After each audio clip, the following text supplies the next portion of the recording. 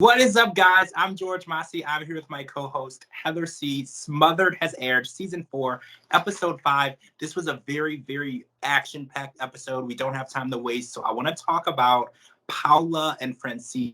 So we know that they're extremely close, and we saw that they were clothing optional in the first couple of episodes. But what we have seen now is a change in their relationship. Now, the one thing that caught everyone by surprise on this episode was Francia did not take Paula's call. And we know that she was screening calls because when her best friend called her, she answered it on the first ring. So we know that there is a huge shift in this relationship. And this is before Alejandra has even made it to live with them. So what do you think is going on? Do you think that this dynamic is going to change completely? Or do you think that her crashing the date has just made things awkward? I think that because of what had happened last time, since she knew that she was with him, she didn't want to have the same drama happen again. So if she would have answered her daughter's call, then she would have been either forced to tell her where she was, and then her daughter would have showed up again, or she would have ended up having to lie, which was probably something she didn't want to do.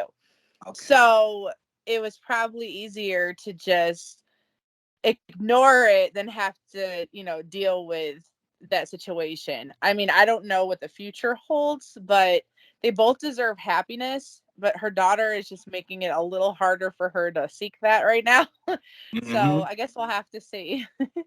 We're going to have to see because Paula made it clear that her mother belongs with her and she's not going to let anyone or anything come in between that. So I don't know if that was a threat or not, but we're going to, like you said, watch and see how this turns out.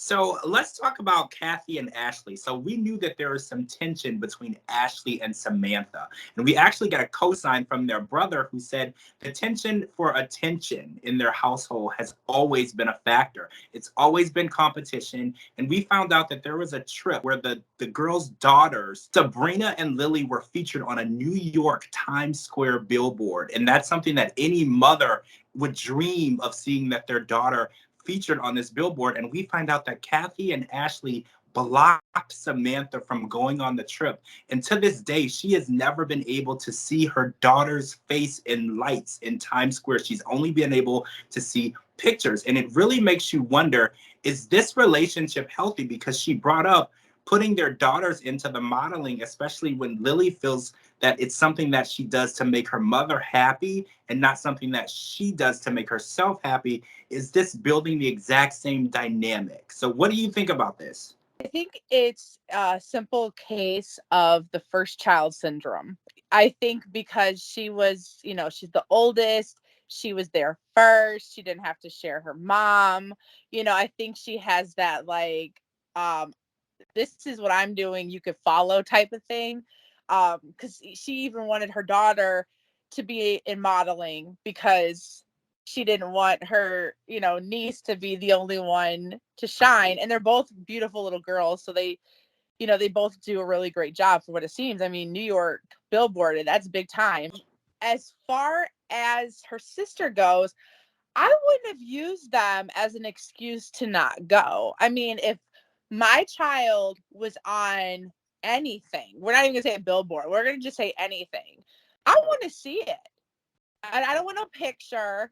I don't want no postcard. I don't want no FaceTime. Like, I want to see it for myself. And if you don't want me there, we don't got to be together. I will get my own room, but I'm not going to let you rain all over my parade either and miss my opportunity to see my child shine. Because some people don't get more than one opportunity. What if that's the only time her daughter gets a chance to be on a billboard? You can say you missed it because your sister cried because she didn't want you to come along. Like, I'm sorry. Like, when you have sibling rivalry after a certain time, that needs to fade, because as you become an adult, you don't need your mommy and daddy like you did when you were little. This is the time where you get to be with your parents in a more friendlier level, where it's not what can they do for you, it's I like spending time with you.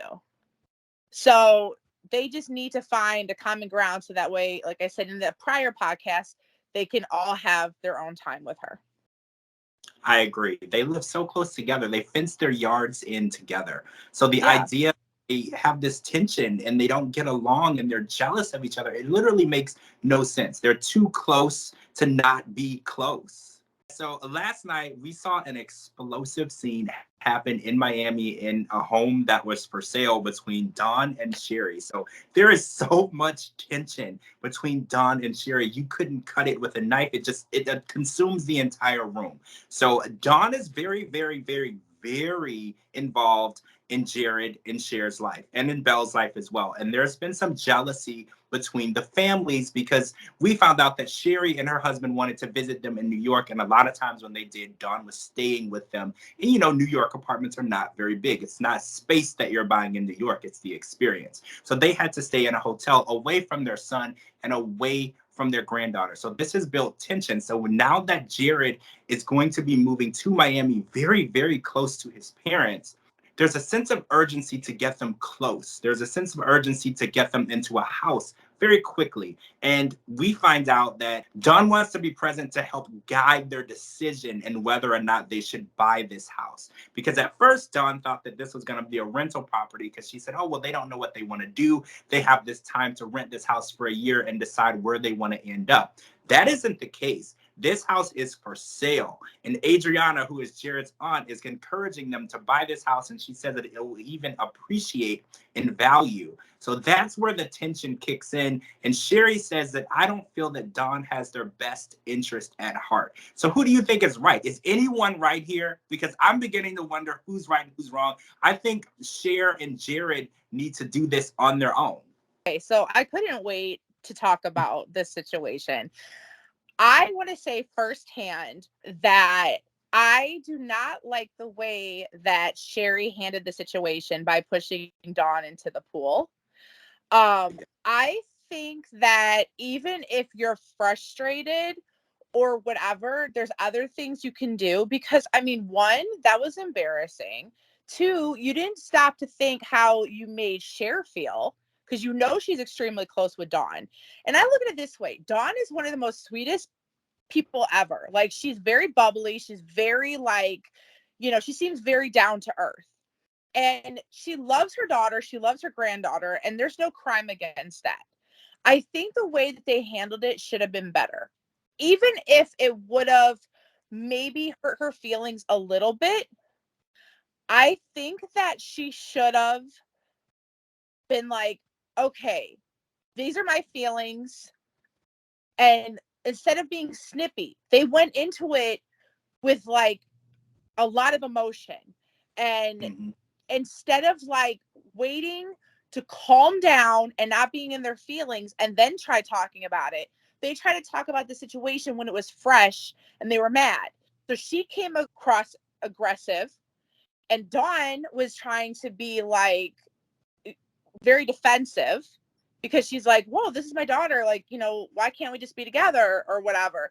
Like, I feel like even if it took a little bit for Dawn to, like, you know, understand where they were coming from, at least they could have been like, these are my feelings, these are your feelings, and come to a common agreement on everything.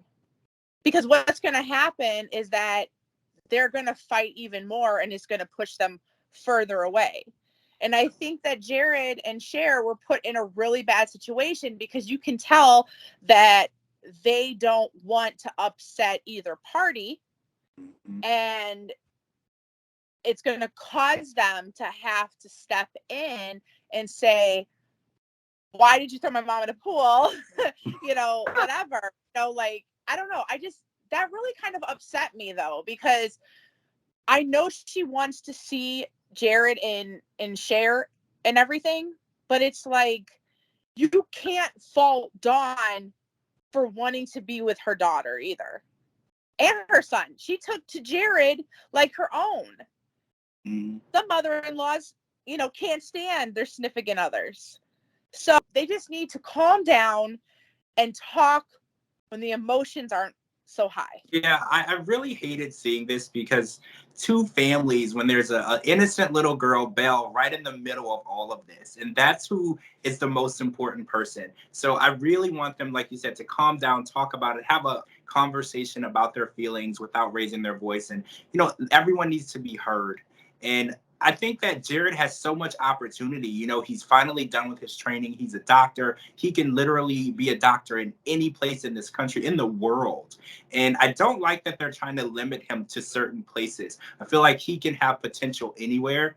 And I want him to make the choice of where he wants to do this, because this is a selfless job. You know, he's going to be helping people, saving lives, working long hours. And I hope that he would choose a place that is best for him and Cher and their baby. And then, you know, their parents can come and visit. It's not common, you know, for your parents to live 2 houses down. You know, on watching this show, it's common, but it's not always common. So it might be, since their relationships are the way that they are, they need to live a little distance, you know, to give them that opportunity to have that privacy that they need. So there won't be any other people landing in a pool anytime soon. All right, guys, that's it for this episode of the Smothered Podcast. This is Smothered Season 4. We're on Episode 5. I cannot wait to catch up with the rest of the mothers and daughters, because if you notice, a lot of people were missing from this episode, but we will catch up with them all next week. I'm George Mossey. This is my co-host, Heather C. Make sure you're live tweeting with us every Monday night for Smothered, and we'll talk to you all really soon.